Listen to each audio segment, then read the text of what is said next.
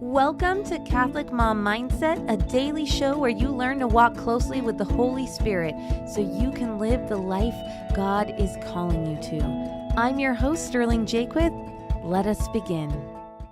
My friends, it's New Year's Eve, and I just wanted to give you some thoughts about goal setting because I have been a goal setter for a long time, and how I've set goals has really evolved over the last 10 years. So I'm Sterling Jaquith. I am a Catholic mom coach, and I help moms quiet the chaos in their minds so that they can hear the Lord. So that brings me to my first point. I don't know when I started doing this. I was not raised Catholic. I became Catholic when I was 24, and then I was kind of a pouty Catholic for a couple years after that. And then I really became on fire for my faith. So I just don't know where in the whole journey I started really praying and asking God what goals I should set.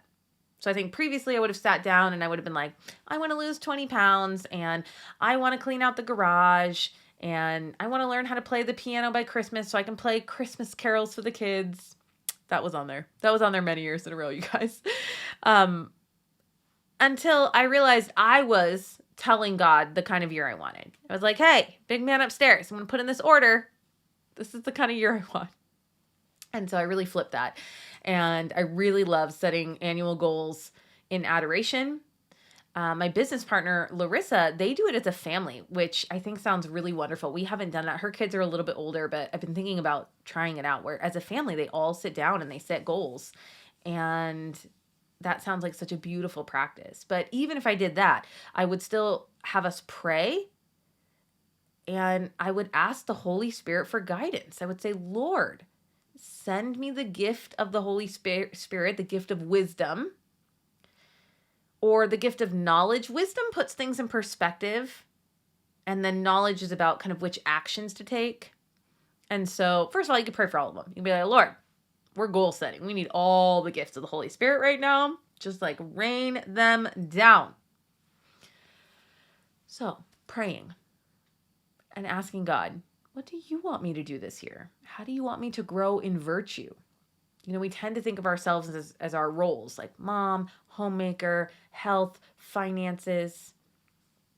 But you could look at the list of Catholic virtues, the cardinal virtues, and you could say, Lord, how do you want me to grow in virtue this year? You could also look at the gifts, the fruits of the Holy Spirit, right? You could look at the fruits of the Holy Spirit over each one and say, how could I grow in peace this year or in love? And then I want you to understand that when we set goals, we do it with our current self-identity. We have a self-identity. And so, for example, I have always had this deep-rooted belief that I just don't like exercise. Okay, I'm Sterling, I have red hair, blue eyes, and I don't like exercise. Right? And some beliefs that we have like that, we think like, oh, if you opened up my body, you would see the gene. You'd be like, oh, there it is. That doesn't like exercise gene. So if I were to try to set a goal around moving my body more and having more exercise, it wouldn't last for very long because my brain would still have the self-identity that I am a person that doesn't like exercise.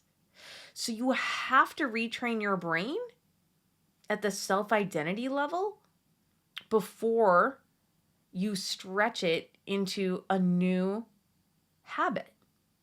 Because old Sterling doesn't like exercise. So we have to get the brain to realize, first of all, that's not the color of my eyes. It's just a lot of thoughts that I practiced, a lot of behavior patterns that I've had. But I could very easily become a person who likes exercise. Okay?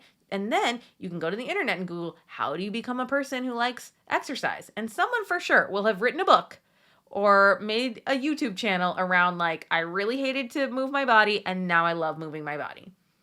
And you can follow those steps. But first, just recognizing that we all have these self-identities and it's really difficult to change how we show up in our lives if we don't also change the root self-identity belief. So the way that you can find your current self-identity is just write down why you think you haven't done the thing so far. Right? So for me, I would just say, why haven't I cultivated the habit of moving my body every day where I want to do it, where it just becomes who I am? For example, I read almost every day. That is part of my self-identity. I identify as someone who loves reading and prioritizes reading. And so you could just explore it, see what your brain offers to you. And then you're going to want to create a new self-identity. And you're going to have to tell your brain, hey, that's not who we are. We're going to be this now. Identities are changeable, brain. It's not a genetic thing that I don't like exercise. We're going to practice. We're going to learn. This is who I am now. And it's going to feel uncomfortable in your mind. But this is how we really change. Change is really possible. Your brain has neuroplasticity, which means it can change. Even if you've been a certain way for 40 years, it can change. So, if I were setting goals this year, I would pray first and ask the Lord what He wanted me to focus on. Then I would look at what self-identity I had currently and the new self-identity that I would have to have in order to be a person who lives that way, who achieves those goals. And you can use a lot of the tools that I teach in the show to do that.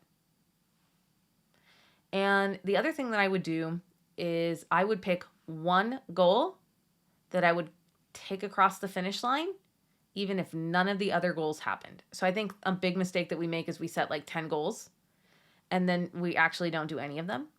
And so I want to suggest that you pick one thing, and you can have other goals, but we're going to pick one thing and we're going to take it across the finish line. So if you want any help with your goals, you should join me in Masters. It's my life coaching membership for Catholic moms. And we have a couple programs in there. One is called the Great Life Blueprint, where you set one goal. And the program kind of holds your hand through the whole year to take it across the finish line. The other thing that we're doing this year, which is new, is we are teaching a sacred self-identity course. And it's not very long, but we will teach you exactly how to change your core self-identity so that it can be something that is rooted in Christ, that is beautiful, where you know that you can do anything if God is calling you to do it. Those kind of things that we want to believe, but we don't always actually believe. So I hope you had a wonderful year. You are still alive, and so God has a work for you to do. Thank you so much for listening, and have a blessed day. I hope you enjoyed this episode of Catholic Mom Mindset. To learn more about growing closer to the Holy Spirit, check out our free resources at madeforgreatness.co. Thank you so much for listening, and have a blessed day.